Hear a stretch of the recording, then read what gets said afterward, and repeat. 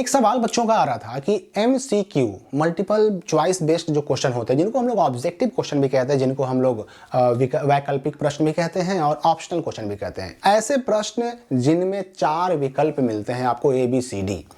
और चूंकि भाई मैट्रिक इंटर के एग्जाम की अगर हम बात करें तो इसमें आप सबको पता है कि जो इंटर के प्रैक्टिकल वाले सब्जेक्ट हैं उसमें 70 ऑब्जेक्टिव क्वेश्चन रहेंगे, जिनमें 35 का जवाब देना होगा। और जो बिना प्रैक्टिकल वाले विषय हैं उनमें 100 ऑब्जेक्टिव क्वेश्चन होंगे, जिनमें से 50 का जवाब देना होगा। मैट्रिक की बात करें तो मैट्रिक में भी बिना प्रैक्टिकल वाले विषयों में 100 ऑब्जेक्टिव क्वेश्चन रहेंगे, जिनमें 50 का जवाब देना होगा। और प्रैक्टिकल वाले विषयों में 80 ऑब्जेक्टिव क्वेश्चन रहेंगे, जिनमें 40 का जवाब देना होगा। चलिए ठीक है, हम एग्जाम सेंटर पे पहुंच गए और हमको वहां जाके मालूम पड़ता है कि हमको कोई क्वेश्चन का आंसर याद नहीं है। हमारा 50 पूरा नहीं हुआ, 40 पूरा नहीं हुआ, 35 पूरा नहीं हुआ। अब 2-3 क्वेश्चन ऐसे हैं कि जिन पर हमें जो है अंदाजे ही आंसर लगाना होगा। अब अंदाजा हम कैसे लगाएं कि हमारा वो अंदाजा बेहतर हो सके, मतलब सही हो सके। अंदाजा लगाना एक और चीज है, ऐसे ही बस हाथ उठा करके ABCD किसी पर भी रंग देना अलग चीज है, और एक है कि थोड़ा सा दिमाग लगा करके हम उसमें से एक बेहतर विकल्प चुनें ताकि हमारे विकल्प को सही होने के चांसेस भी ज्यादा रहें। तो ऐसे केस में हम क्या करें?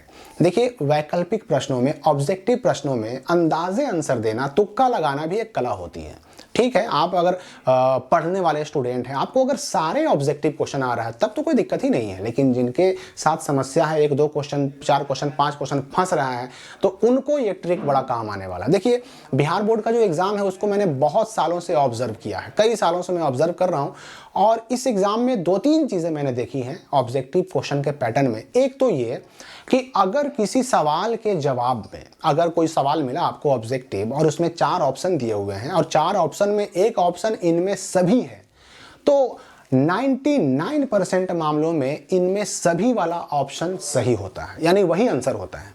जैसे एग्जाम्पल के लिए आप समझिए कि A ऑप्शन में कोई आंसर दिया हुआ है, B ऑप्शन में कोई आंसर दिया हुआ है, C ऑप्शन में भी एक आंसर दिया हुआ है और D में लिखा हुआ है ऑल ऑफ दिस या इनमें सभी। तो 99% मामलों में D आंसर होता है, इनमें सभी आंसर होता है।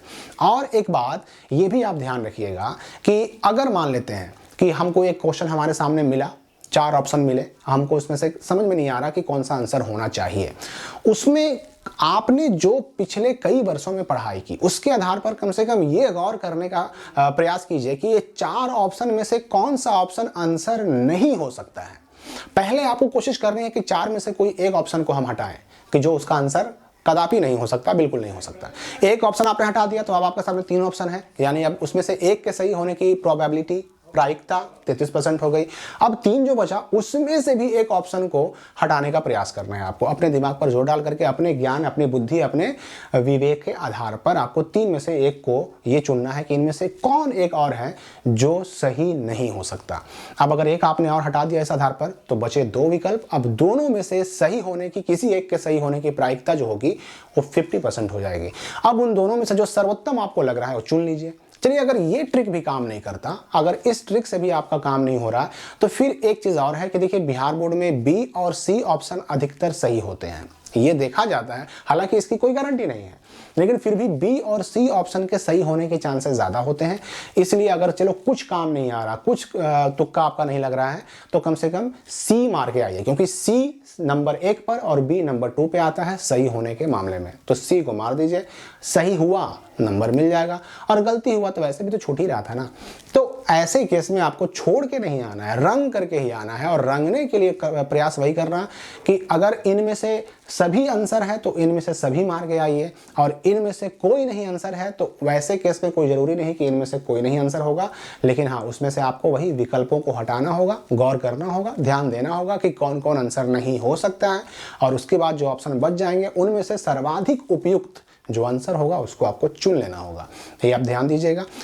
अब एक बात मैं और आपको स्पष्ट बता दूं कि अगर आपको आंसर, मान लीजिए 50 आंसर देना है ऑब्जेक्टिव, 40 आपको कंफर्म याद था, 10 बच गया है, किसी हाल में 10 को छोड़ के नहीं आना है। 10 में से 10 को अंदाजा ही सही रंगना जरूर है, क्योंकि यहां नेगेटिव मार्किंग नहीं है। नेगेटिव मार्किंग रहता तो आपको नुकसान हो सकता था, लेकिन ये बोर्ड एग्जाम है, मैट्रिक इंटर के एग्जाम में नेगेटिव मार्किंग नहीं होती, इसलिए छोड़ना नहीं है। अगर 50 आंसर देने हैं तो 50 ऑब्जेक्टिव में आपको गोले रंग करके ही आने हैं, छोड़ना किसी हाल में नहीं है। अब मान लीजिए कि 10 जो अंदाजे आपने रंगा, अगर उसको छोड़ दिया होता तो 10 तो बिल्कुल नहीं, 10 नंबर तो बिल्कुल नहीं मिलता, खत्म कहानी वहीं पर। लेकिन अगर 10 को आपने रंग दिया है, उसमें से अगर बाई लक 5 भी सही हो गया तो 5 नंबर मिल ना जाएंगे, और अगर छोड़ देते तो क्या मिलता? कुछ नहीं मिलता। 10 में 10 गया था आपके हाथ से, ये आपको ध्यान देना। अच्छा, यहाँ पर एक कन्फ्यूजन बच्चों को रहता है कि बच्चे पूछते हैं कि अगर हमको मान लीजिए कि 50 का आंसर देना है और हमने 55 का आंसर दे दिया, हमको 35 का आंसर देना था, हमने 40 का आंसर दे दिया, एक्स्ट्रा ज़्यादा आंसर दे दिया, तो देखिए उस कंडीशन में भी आप बिल्कुल टेंशन मत लीजिए। अगर एक्स्ट्रा आपने आंसर दे दिया है तो वो जो है ना, आपको नुकसान उससे कुछ नहीं होगा, ठीक है। आपका शुरू से जो है कलर किया हुआ गोलक जो है सर्किल, वो गिना जाता है। जहां पर 50 पूरा हुआ, बस शुरू से लेकर 50 तक चेक होंगे, 50 के बाद वाले जो एक्स्ट्रा है वो चेक ही नहीं होंगे। सही है या गलत है उससे कोई फर्क नहीं पड़ता, शुरू वाले 50 में कितना सही कितना गलत उसी के हिसाब से नंबर मिलेगा। और ठीक वही मामला 35 वाले के साथ है, 40 वाले के साथ है। 40 से एक्स्ट्रा शुरू से गिना जाएगा, गोलक गिना जाएगा, सीरियल नंबर नहीं। आपका सर्किल जो आपने गोल किया है, कलर किया है, वो गिना जाएगा। जहां पर 40 पूरा हुआ, जहां पर 35 पूरा हुआ, उसमें कितना सही होगा, और जितना सही होगा उतना नंबर मिलेगा, जितना गलत उतना कटेगा। उसके बाद जो एक्स्ट्रा है, एक्स्ट्रा चेक ही नहीं होते हैं, तो इससे नुकसान कुछ नहीं होता है, ठीक है। बिल्कुल चिंता नहीं करनी है। तो अभी बहुत सारे और भी नए नए आपके अपडेट्स आने वाले हैं, बहुत सारी जानकारियां काम की आने वाली हैं। इस वीडियो के लिए फिलहाल इतना ही, मिलेंगे अगली वीडियो में नए अपडेट के साथ।